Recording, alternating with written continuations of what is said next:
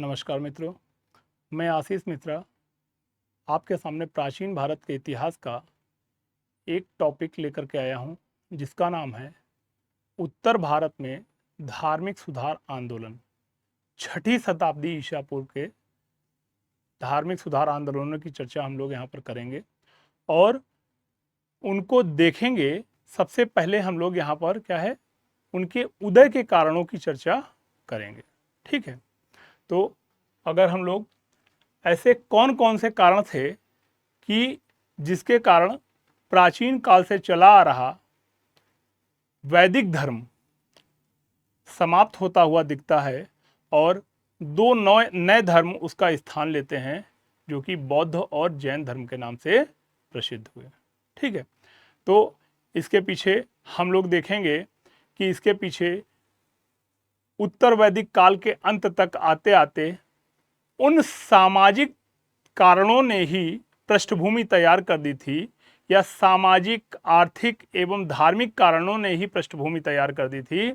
और इन्हीं कारणों के कारण हम लोग देखते हैं कि आगे चल करके वैदिक कालीन धर्म समाप्त होता दिखता है और उसके स्थान पर दो नए धर्मों का उदय गंगा घाटी वाले क्षेत्र में होता हुआ दिखाई देता है। ठीक है, तो इसके लिए सर्वप्रथम हम लोग बात करते हैं कि ऐसे कौन कौन से कारण थे। तो नंबर 1 कारण में हम लोग देखेंगे सामाजिक कारण। सामाजिक कारणों पर चर्चा करेंगे। तो सबसे पहला सामाजिक कारण। सामाजिक कारण, सामाजिक कारण की बात करें तो हम लोग देखते हैं कि जो समाज था उत्तर वैदिक कालीन समाज, और वो अपने पूर्ववर्ती ऋग वैदिक कालीन समाज की अपेक्षा बहुत जटिल होता चला जा रहा था। अर्थात जहां ऋग वैदिक कालीन समाज बहुत सरल समाज के रूप में स्थापित हुआ था, वहीं उत्तर वैदिक कालीन समाज जटिल समाज के रूप में स्थापित होता चला जा रहा था। ठीक है, ऋग वैदिक समाज सरल, और यहां पर सरलता के जो तत्व थे क्या, उसमें सबसे पहला तत्व ये था कि समाज में वर्ण व्यवस्था जो थी, यद्यपि वर्ण व्यवस्था की शुरुआत हम लोग देखते हैं वो कहां पर दिखाई देती है सर्वप्रथम, वो सर्वप्रथम हम लोगों को ऋग्वेद के 10वें मंडल के पुरुष सूक्त में दिखाई देती है, जहां पर एक ब्रह्म पुरुष के 4 अंगों से अलग अलग वर्णों का जन्म हुआ है।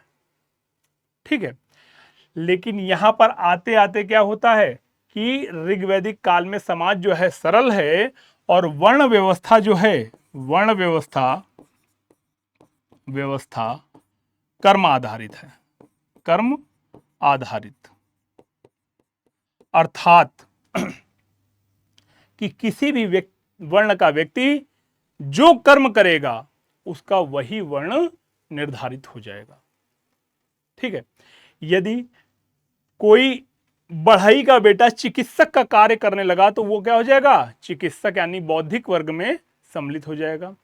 कोई ब्राह्मण का बेटा या पुत्र या संतान क्षत्रिय वर्ग का कार्य करने लगा, यानी लोगों की सुरक्षा करने लगा, तो क्या होगा, वो क्षत्रिय वर्ग में सम्मिलित हो जाएगा, या क्षत्रिय वर्ण में सम्मिलित हो जाएगा। परंतु उत्तर वैदिक काल तक आते आते क्या हो रहा है, उत्तर वैदिक काल तक आते आते वर्ण व्यवस्था बहुत जटिल हो गई, बहुत जटिल हो गई। और यहां पर जो वर्ण व्यवस्था कर्म पर आधारित थी, वो वर्ण व्यवस्था यहां पर क्या हो गई, वर्ण व्यवस्था जन्म पर आधारित हो गई।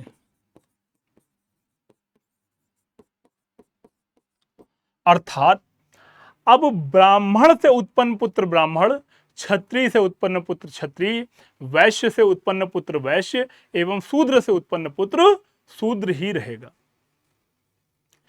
इस कठिन परिस्थिति में जो सबसे बड़ी समस्या ये आई कि जो शुरुआत के 4 वर्णों में 2 वर्ण हैं, ठीक है, जो 4 वर्णों में शुरुआत के 2 वर्ण हैं, आगे हम लोग समझते हैं कि जो 4 वर्ण हैं उनमें जो चारों वर्णों में कौन कौन से हैं? ब्राह्मण, क्षत्रिय, ब्राह्मण, क्षत्रिय, वैश्य एवं शूद्र। इन चारों में ये जो दो वर्ण हैं, ब्राह्मण और क्षत्रिय, ये दोनों कैसे हैं? ये सुविधा भोगी हैं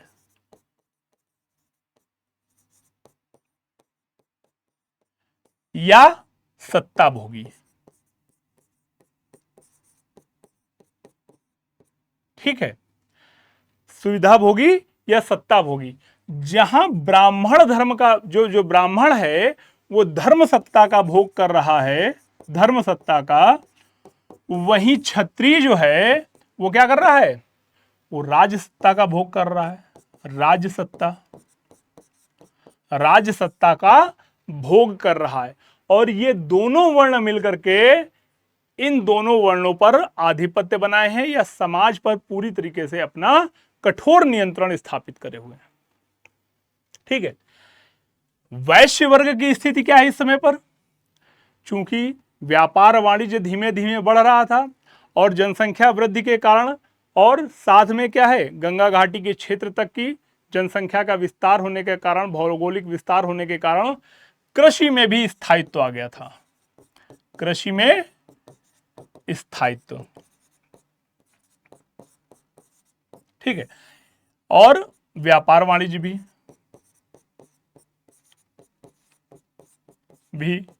बढ़ रहा।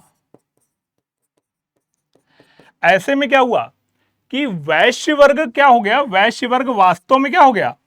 ये इसके पास आर्थिक संपन्नता तो आ गई, आर्थिक संपन्नता तो स्थापित कर ली इसने, लेकिन सामाजिक संपन्नता नहीं आई।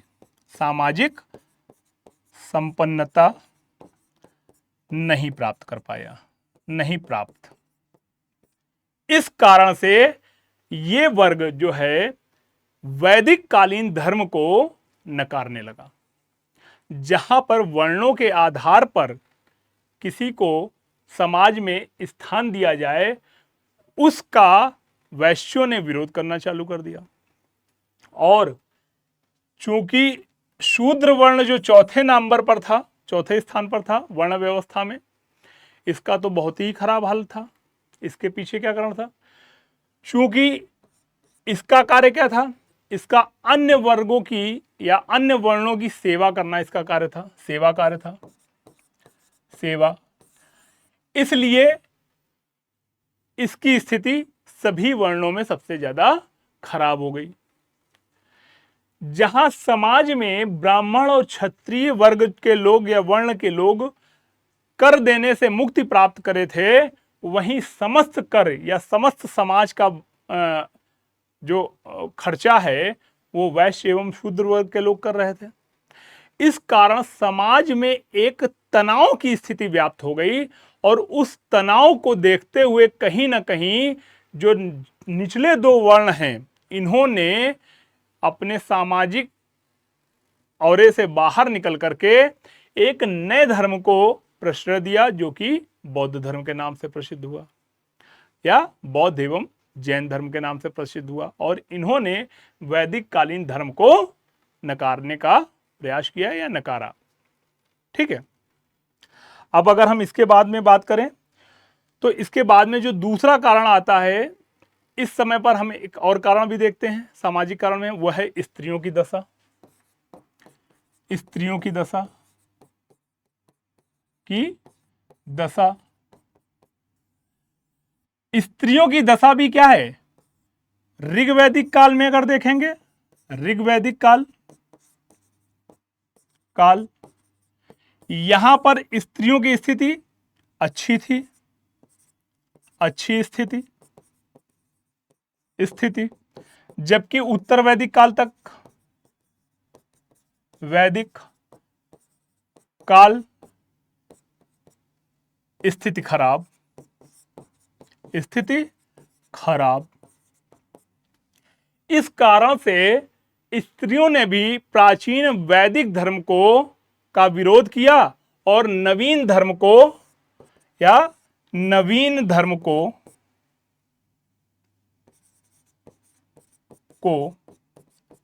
अपनाया।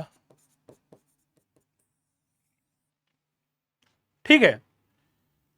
अब अगर हम बात करते हैं दूसरे कारण की, तो दूसरे कारण में जो प्रमुख कारण निकल करके आता है वो क्या है? वो आर्थिक कारण है। आर्थिक कारण।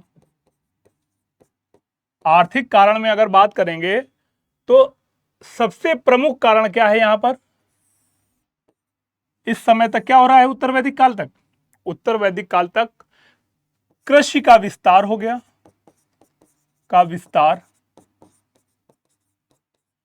और स्थायित्व प्राप्त हो गया, स्थायित्व प्राप्त। दूसरी तरफ व्यापार वाणिज्य में उन्नति, उन्नति, और इन दोनों कारणों ने भी कहीं ना कहीं प्राचीन वैदिक धर्म को या प्राचीन वैदिक धर्म से दूरी बनाई तथा नवीन धर्मों को अपनाया। कैसे? समझने की कोशिश करिएगा। जब कृषि का विस्तार हुआ और उसने स्थायित्व प्राप्त कर लिया, तो ऐसी स्थिति में यहां पर क्या होता है कि इस समय पर कृषि का विस्तार हुआ या उसने स्थायित्व जब प्राप्त कर लिया, तो यहां पर जो सबसे बड़ी आवश्यकता थी वो क्या थी? कि पशुओं की थी, पशुओं की, जो कि कृषि कार्य में सहायता दें। ठीक है। काठक संहिता में उल्लेख भी मिलता है, काठक संहिता, संहिता में 24 बैलों के द्वारा खींचे जाने वाले हल का उल्लेख मिलता है।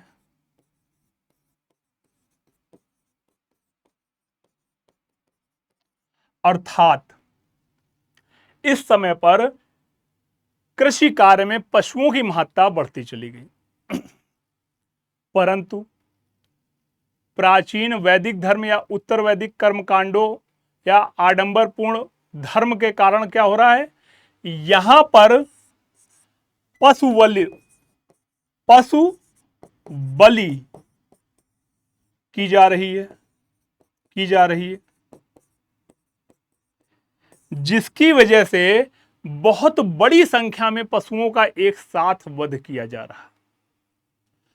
अब बढ़ती हुई जनसंख्या को खाद्यान्न प्रदान करना है और इसके लिए कृषि कार्य करना है। दूसरी तरफ लोहे का आविष्कार हो चुका है और लोहे का फाल, हल का फाल लोहे का कार्य के लिए प्रयोग किया जाने लगा है। इन सभी स्थितियों में पशुओं के द्वारा ही क्या है? कृषि कार्य में सहयोग प्रदान किया जा रहा था। और दूसरी तरफ क्या हो रहा है? पशु बलि, बहुत बड़ी संख्या में यज्ञों में पशु की बलि दी जाती थी, जिससे कि कृषि कार्य बाधित होता था। दूसरी तरफ व्यापार वाणिज्य में जो बढ़ोतरी हो रही थी, वैश्य वर्ग वर्ण के लोग जो है व्यापार वाणिज्य भी कर रहे थे। व्यापार वाणिज्य में मुद्रा का प्रचलन आम बात होती है और इसके प्रचलन के लिए क्या है? ब्याज पर पैसा लेना, ब्याज ऑब्लिक ऋण, ऋण लेना सामान्य बात है, सामान्य बात है। परंतु परंतु क्या है यहां पर? परंतु यहां पर अगर हम बात करेंगे तो सूदखोरी या ब्याज, ब्याज ऑब्लिक सूदखोरी को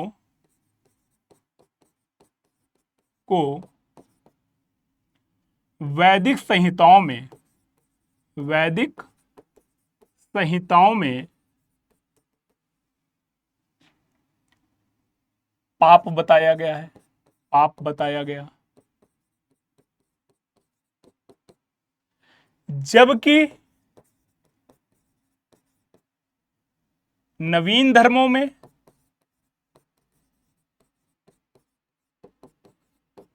इसे मान्यता प्राप्त हुई, प्रदान की गई। इसलिए एक ऐसा वर्ग जो व्यापार वाणिज्य से जुड़ा था वो भी कहीं ना कहीं इस नवीन धर्म की ओर आकृष्ट हुआ और उसने प्राचीन धर्म जो वैदिक कालीन धर्म है उसको अस्वीकार करते हुए नवीन धर्म को, बौद्ध धर्म एवं जैन धर्म को स्वीकार करना अधिक उचित समझा। ठीक है, अब इसके बाद अगर बात करें हम लोग तो अगला कारण क्या आता है? अगला कारण आता है धार्मिक कारण। धार्मिक कारण,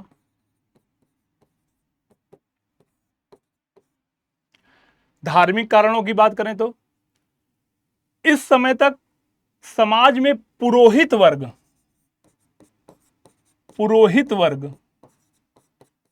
का आधिपत्य स्थापित हो चुका था।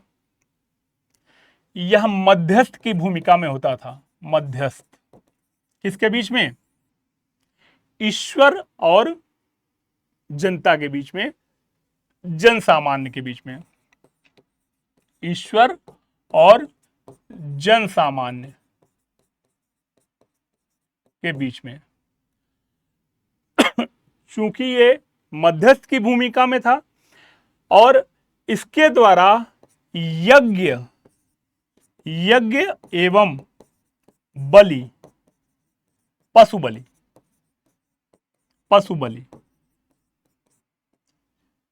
को पुण्य प्राप्ति का साधन बताया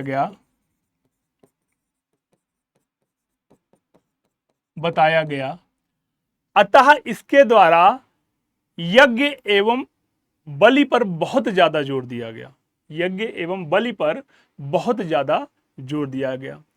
चूंकि यज्ञों के माध्यम से इनको बहुत अधिक धन लाभ भी होता था, धन लाभ, और ये वैभवशाली जीवन जीते थे। वैभवशाली जीवन, इस कारण से ये समाज में अधिक से अधिक यज्ञ किए जाने के लिए कहते थे, या सभी को अधिक से अधिक यज्ञ किए जाने के लिए कहते थे। और उस यज्ञ में बहुत अधिक पशुओं की बलि प्रदान की जाती थी या दी जाती थी। ऐसी स्थिति में समाज का एक बहुत बड़ा वर्ग जो कि कहीं ना कहीं पशु बलि के विरोध में था और इस पुरोहित वर्ग के द्वारा जो मध्यस्थता की भूमिका निभाई जा रही थी उसके विरोध में था, वो इस धर्म को से अलग होकर के एक नए धर्म की ओर अग्रसर होता है जो कि बौद्ध एवं जैन धर्म के नाम से प्रसिद्ध हुए। ठीक है, इसके अलावा क्या बात हो रही थी? जो पुरोहित वर्ग था ये स्वयं तो दूसरों को नैतिकता का पाठ पढ़ाता था, नैतिकता का पाठ, परंतु अत्यधिक धन हो जाने के कारण वैभवशाली जीवन जीता था और स्वयं अनैतिक होता था। स्वयं अनैतिक क्रियाकलाप का भागीदार। इस प्रकार अगर हम लोग देखेंगे तो उत्तर वैदिक काल के अंत तक की कहीं ना कहीं कुछ ऐसे धार्मिक कारण उत्पन्न हुए जिन्होंने प्राचीन व्यवस्था को हटा करके एक नई धार्मिक व्यवस्था को स्थापित करने की मांग की। ठीक है, इसके अलावा एक अन्य कारण हम लोग यहां पर देखते हैं, उपनिषदीय कारण। उपनिषदीय कारण,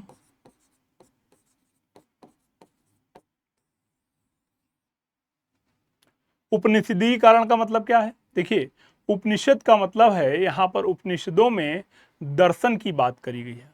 ठीक है, और मुंडकोपनिषद एक ऐसा उपनिषद है, मुंडकोपनिषद उपनिषद एक ऐसा उपनिषद है जिसमें यज्ञ को पूटी